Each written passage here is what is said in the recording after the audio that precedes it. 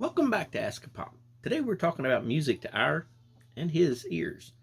Yesterday I was driving to pick up my sweetie when on the radio, a song came on that might as well made our car a DeLorean and made it go 88 miles an hour all the way back to 1977 at the fake sandy bottom of the Rippling Waters pool in good old West Virginia.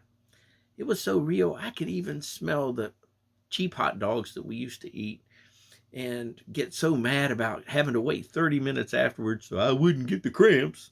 And it got me thinking about just how much music plays a part in our memories and lives and take us back to different times and places literally just by a song coming on the radio. And I'm guessing that's why God made sure that he had one of his most famous musicians take the time to write down a lot of the prayers into songs. And we call them psalms. And today we read them, but back in the day, they used to get sung a lot. And now I want you to take a second and just picture your preacher today or your pastor today singing one of your favorite psalms. You're welcome for that visual. Now, anywho, the reason for the SSA today is I'd like to take a virtual walk down memory lane on thinking about how important music is in our lives. We celebrate most of our milestones with it. I know we have holiday themed music, camping music, and let's face it, you're not a real teenager unless you're listening to music that is going to hack off your parents.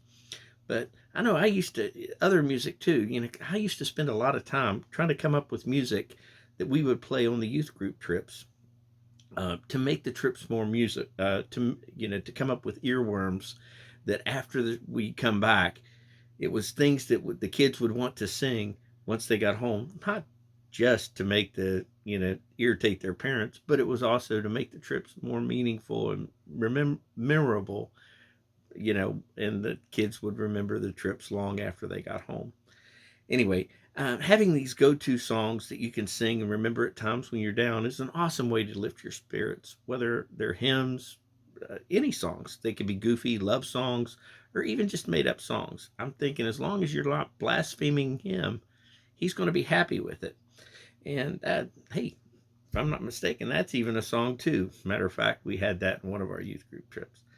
And just a quick note about one of the Bible verses today.